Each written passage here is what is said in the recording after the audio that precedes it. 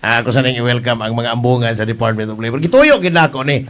Una na kong gihangyo si Ma'am Tess, ang ilahang big boss sa livelihood program si Ma'am Marites Mercado. Ma'am, salamat kayo og ni Attorney Roy Boynape, ang atong regional director sa Department of Labor and Employment. Pero dili may magmarcha ha. Dili pod may manghatag og tupad, manghatag may sustainable livelihood. Kana bang inyohang masaligan kay kanang tupad igo ra man ang ipariban. Palit og lipstick. Inya ang uban ang mga bana palit sa kulapo na niya. Anyway, akong i-acknowledge ang mga ambungan ni kani mga sa Action Radio pa ko na partner ko ni Sir Simon. Siya mo'y Senior Labor Employment Officer sa Dole. Sir Simon Hamoy. Sir Simon, good morning nimo. Good morning, Sir Roca. Ay, murag mumaor tingog sa mga kuan na mga kuan kayo. Mga ambungan kayo tingog. Anyway, diapon si Engineer Victor Tulod mo ni sila nangadto sa mua gyud ha sa Labor Employment Officer 3. Engineer, good morning nimo. May buntag Sir Roca og sa ato ang tipaminaw diri sa DYKC RP9. Attorney Roy, murag pinili gini mo ni kay angaya madungog gini lang mga tingog. Modulated kayo. Sir, lipay kayo may ha. Una, ang Farmers Association sa programa ninyo diha pinaagi po ni Attorney Roy Boynape. Lipay kayo may nga kami matagaan po may soon og inabang una kanang sa AKAP AX piting kadiyuta ra gyud ang gastuon. Mabayad sa mga utang kay daghan po kayong magpautang ron. Ganing inyo ang livelihood gini para makasustainer in town. Matod pang Attorney Roy sa among istorya mi. Diya aron makasustainer kita ang mga mag-uuma. Hatang apil ng mga mananagat ani baka tabang gining inyong programa para sa mga pobre in town kayo nga dili pod maahat ang pagpariban bisag. Ari ko mangunang pangutana ni engineer Sir Engineer Tulod. Engineer, unsa may nindot nga kuan nimo sir? Unsa may nindot nga balita nimo aning livelihood? Ang atong livelihood karon Sir Roca, nindot kayo ang initiative o direktiba gikan sa ato ang regional director. Tungod kay dili lang kay livelihood ang ato ang mabil, kundi adunay nakalakip ana niya o nagkuyog nga tupad. First time pa na siya mahitabo Sir Roca. So naadi ni pagkapin nga 5,004 ra ba to? Pero dili na para riban Sir Roca. Tungod kay ang programa ni RD Roy karon mo na atong gitawag og itak at lambat.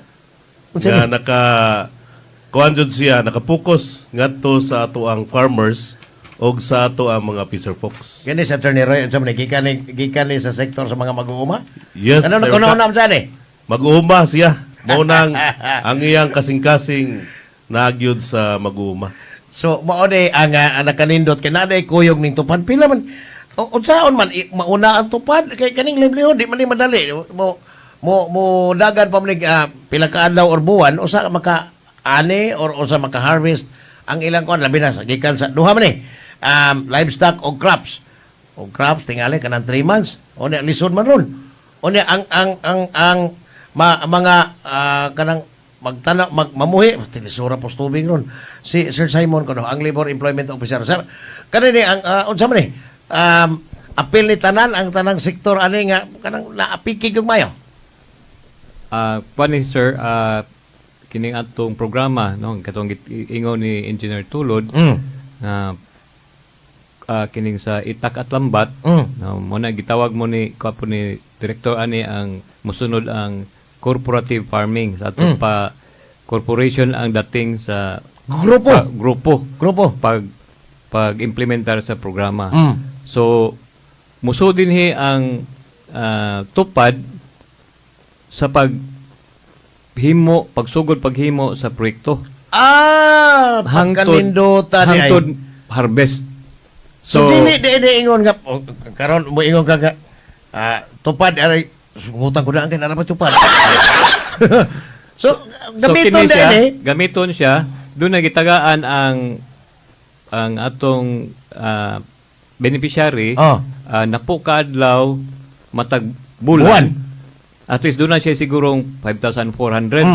So naan na siya ipamalit para sa iyang pamilya. Materialis. So ang inyong proyekto muna ang pagpaningkamot lang yung tinud-on, inig-harvest limpyo na, no, wala na siya kuan sa labor side. makasustenir in town. Makasustenir niya gilanta na to nga inig ka second cropping, so makahatag na og pundo igo gikan sa proyekto nga mo mugsugod na pod. Doon ako ato na ning i-share pod ni Sir Simon og si Engineer Vic.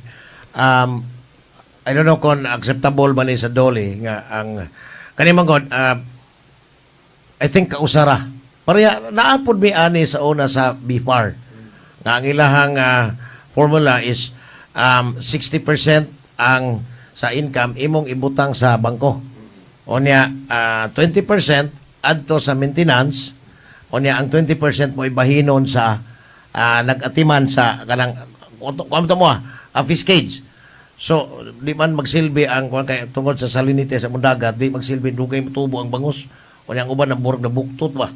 So I don't know kung inani ang sharing gihapon sa kuan o do na mo inyong suggested formula gyud nga ipa abot sa mga beneficiaries nga makadawat ani. So doon natay ang suggestion nato na is 70%, 30%. 70-30. 70% ngadto sa mga membro, no, 30% mo bilin sa kuan kapunungan para additional nga puhunan, no? Gamay raman So ang katong giingon nimo nga 20% sa 2020 maintenance. 60 oh. So ang sa maintenance dito to siya ma-appeal sa pagkwinta sa atong projected income o sa atong income, no? Paitan o naghalin ka og 100,000 doon na kay operating expenses i-minus to dito, anha na dito bahinon ang 70-30. So meaning ang limpyo na ibahinon. Limpyo na ibahinon. Okay. Para sa kapunungan o para sa mga membro. So kanini kinahanglan ning bank account yung tingali kay naagay depository bank nimo. Kay nga no, mahibos man eh. O ang mga officers tingali mo di man makuha og usa lang kay sa amo ang account murag tulo man ming mo pirma. Meaning kung maka-harvest man na kay makita deposito 70% limpyo sa 100% mo imong i-deposito pero what if ang akong walang kuan dili kaayo kaya dili maka-sustain sila sa ilang production unsa may tabo sa dole paninglan ba ang mga recipient ani nga wa man mo kuan niya do na bay guidance ninyo. Actually, sir, naagyo'y guidance diri sa ato. Kay sa first implementation pa lang nato, atong itanaw ang kapasidad sa usa ka association or cooperative or sa grupo. Unya, prior sa implementation, sir, na mukuyog nato ang RTWPB nga mukandak og simple bookkeeping. Kinsa man na. Sila si Attorney Jess. O sila Representative sa RTWPB. RTWPB. Staff na sila sa Regional Wage Board. Na sila mukandak og simple bookkeeping kay tudluan ang usa ka asosasyon kung unsaon niya nga mamonitor or ma-inventaryo niya og tarong ang iyahang livelihood. Tungod kay ang atong livelihood ato gining tinod dili ni ingon nga gilingaw-lingaw. Negosyo na ni ato ang tan-aw ani niya. Kay dili man pwede nga pareha sa una nga ginegosyo nila tinod. Ang hari na hurot ra pug panukli. So kani nindot ni ang ako kay makasustenir gyud. Depende ni sa mga mag-uuma, mo shift nga to panlitan, dili man ni permanente ang panagat. O mananagat ka. Tinod, sir. Ang pag-uma o kanang mananom ka di isad permanente. Nga, lima kag 3 months, pero og naa kay laing mode of livelihood pareha sa aning ihatag. Kamo ba mo suggest sa kuan? Kana na ang gustong umahon or kanang buhion or kamo mo suggest or mag-agad mo sa gusto sa komunidad? Mag-agad kita sa unsay nahuna-hunaan sa atong mga beneficiary, no, kay sila may puy mulihok sa maong proyekto.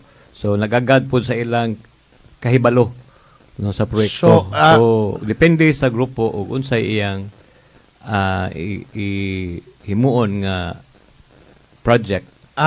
So dunay murag ka na bang autonomiya ang beneficiary ani. Maritan dalagit. Pitim sa pananaw may repolyo dire. So kamo mo igo ra mong mo release sa budget, monitor and then tudluan unsaon pag paagi sa kwarta. Pero sila magbuot sa ilang gustong kanana ang umahon.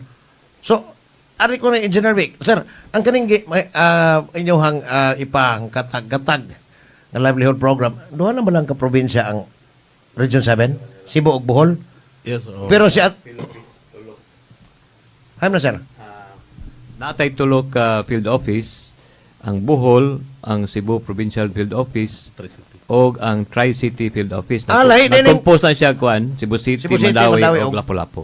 Ang gilahi din so ang turo ka mga field offices sa duha ka region, duha ka probinsya. Region 7. Pero si Attorney Roy Wonderman maguni si kuan, Superman. Duha ka bok yung region karon in IR of Region 7. So kaning niya pila may pondo nga unsa man ni annual ni nga kuan o karon lang ni tungod sa krisis sa Middle East. Naagi na siya pundo nga gigahin no, sa atong GAA kanang General kanang Appropriations General Act. Appropriations Act, para sa atong mga kaigsunan no. Oh. Nya gibahin-bahin ni siya kada region, nya ang sa region nga pundo gibahin-bahin po sa mga field offices. Okay. So ang pundo magdepende na no sa approval. Kay murag kani magon intawon doli sa una tunay bawaan og sige lang sagang anang pospo sa mga militante. Sige lang wage increase. So pila man ang pondo sa Region 7 unya continuing ba ni or karon lang ni Attorney Roy kay sa una wa ko kadungo kani. Nagihapon ni kaniadto. Karon siguro sa pundo o sa amount damaguni sa atong kuno sa accounting. Although sa MUA is for Cebu province sa regular program is 29 M. 29 M. So dako gid ay pod daghan gyud ang matabangan ani. Dili ni apil atong pondo sa tupad. Walay labot. Way labot. So lain po ng tupad. So kadaghan ka doon na may congressional funds pod nga kanang iagi nila sa dole kay tupad. So lahi po tong isang dole yun nga inyohag yung budget annually kanang sagaa. Pero Engineer Vic, ang kaning inyohang pila ra mo kabuok diya sa livelihood unya kaya ninyo ning pertindag kadako atong Bohol, kadako ning Cebu. Pila na may naka-avail karon tuiga. Dagan-dagan na Sir Rukaw, nagsugod gyud ta niagi pang tuig. So naman gyud tay mga napundo nga mga asosasyon or mga individual nga wala pa nato mag-granting atong December. So muna atong gi-carried karon unya sa karon sa tuiga pagsugod sa nato sa Enero na sa tay daghan nga nahatag nga mga asosasyon ato nagrantan. Mabalik man di ba? December nagsira sa libro, wala na. So unsa kaning inyong kuan karon kaninang tuig ang budget?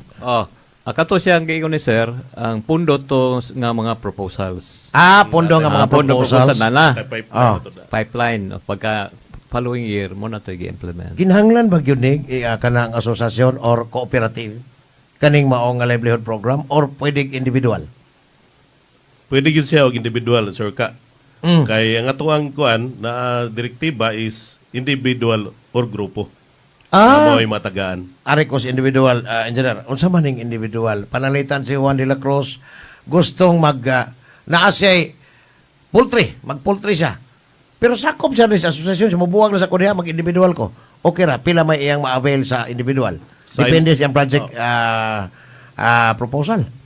Depende gyud sa iyang project proposal. Okay. Nga sa iya sa gyud nakamahuan. Okay, same gihapon na ngadto sa asosasyon nga kung unsay skill gyud mo nay usa nga atong tanawon nga dili kay mag diretso lang tag grant kun dili unahon gyud nato kung unsay nakamahuan sa usa ka beneficiary o katong ni Abil. So guided gihapon sa Adole with RTWPB o unsay iyang kapasidad panalitan. Matikyao buro ning individual? Yes, mo gyud guided gihapon Sir Ka kay ang tanan tungod kay magamay ug madako once nga grant nga assistance diri sa dole o sa gobyerno kinahanglan atong tutukan Kaka na dili masayang. Kaya bitaw kay anugon kini kwarta ba sa gobyerno. Pero lipay gyud kayo ang mga tao ning maminaw ninyo, Sir Simon, Engineer Vic. Kay di ni padung flood control. Arang-arang. Kita ginis mga tao now. Arikos grupo. Unsa may naa diri sa grupo nga association, organization, cooperative. Ari ko unahon to kanang association o organization almost the same. Unsa may ilang buhaton para sa mga dahil farmers association pero kinahanglan bang parehistro ang ilahang association sa any government agency nga makarehistro. Yes, rehistrado sila sa Securities and Exchange Commission, yes, SEC. SEC, then CDA kung cooperative Cooperative. o Workers Association so diri sa ato sa Department of Labor. Okay. Kaning workers association puro sa gini mga trabahante nga pribado or way labot gobyerno. Well about gobyerno. GO, gobyerno man na, pero wala employer-employer relationship.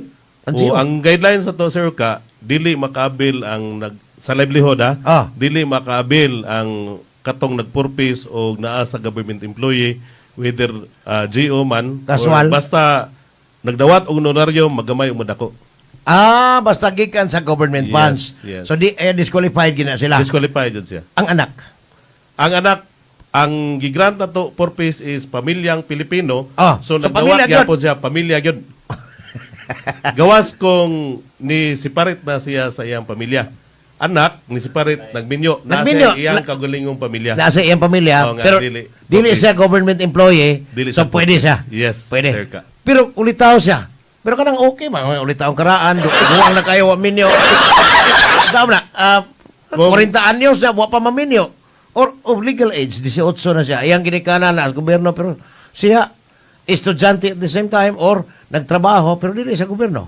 Dili, pero wasa mabuwag sa ginikanan. The same bug na sa poder mangod sir ka pamilya mangod na siya. Okay. Separate yun siya ang ato ang gitan. Buwag gid siya. Buwag yun siya. Pero, usual na itong mga Pilipino, manitan, ang anak ni Juan de la Cruz na minyo, nanay mga anak pod, pero ipon sa ginikanan lang gihapong gawa pa man sa balay, mag-consider man ang separate. Sa guidelines sa kuan is pag pamilya dili jud kami ninyo moy ato ang gikuan nga dili ta maka-grant. Dili ka grant. So, pananitan, bisag ipon sila, pinanay mga anak, meaning, lain naman siyang pamilya, so pwede ra. Nag-ipon sila og usa Balay, lang sa usa balay balay. pero naay pamilya pwede. Pwede na, okay. Okay, ang iyang gi-attender na sir ka ang katon namang iyang Iyang pamilya, yun. katong kasumpay niya og tinae. Mao man toy ato ang gitan. Murag nindot kayo ni. Akong klaruhon lang para sa mga namina, okay, ako nakasabot, okay. Pwede mag-espesyal o panawag ninyo. Pwede na ako masabtan.